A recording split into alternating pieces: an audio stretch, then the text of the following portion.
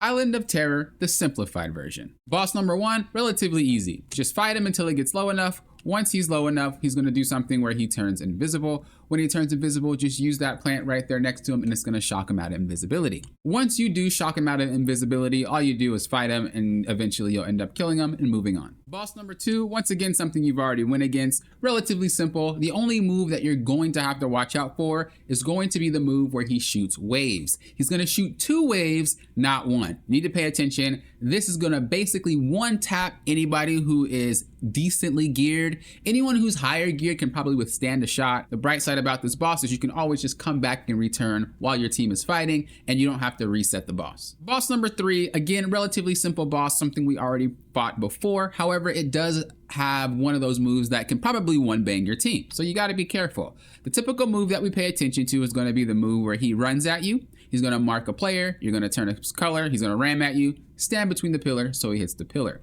The second move that this boss has is going to be an AoE. As you see, there's the AoE blast. It's just rinse and repeat of those 2 moves. Last but not least, we have the main boss. The first move you want to worry about from this boss is going to be something for your tank. He's going to hold up his staff and it's going to glow. You want to block. When you see this as the tank, you want to block the attack.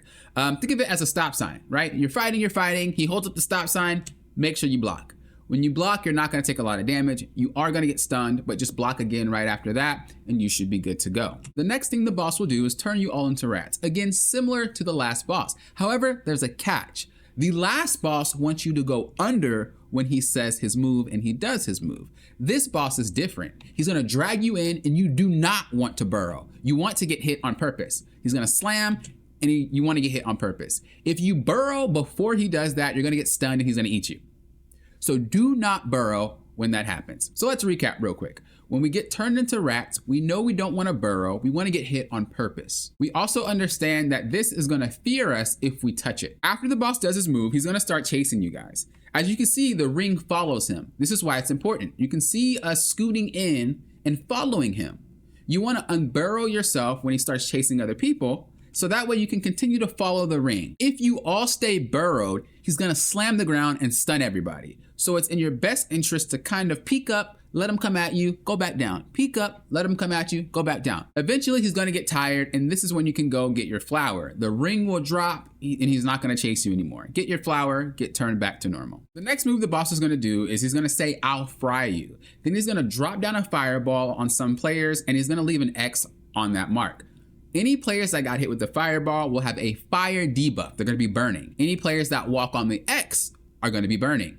You use this fire to clear the smoke. You want to clear the smoke from all the geysers on the map. So remember, when you're on fire, use it to clear the fog and clear the fog away from the geysers. Now, I didn't mention this, but when he does the fog, he goes invisible. A lot of players will run around trying to find the guy. He stays in the same spot generally every single time. He's not trying to hide from you. He's just trying to cloud your vision. So he's gonna always be in that spot. The next move that the boss will do is he's gonna start rumbling the geysers and you're gonna need to use that to dodge the ability. He's gonna say, try to dodge this. However, it's so fast, you need to make sure that you're panning your camera looking for that geyser well before he says it because you're gonna get clipped.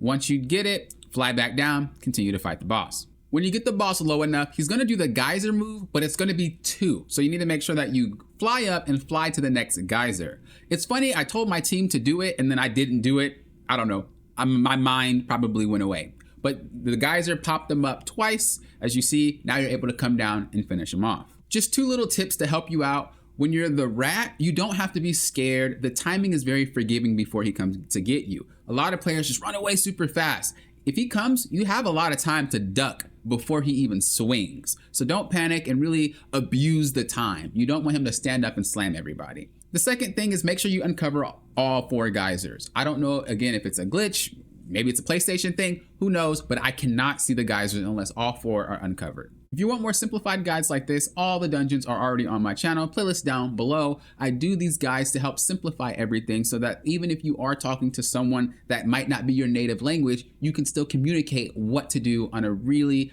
basic level. I appreciate you watching, and until next time, you know what I always say. Think you guys are doing what? Popping often. Will often.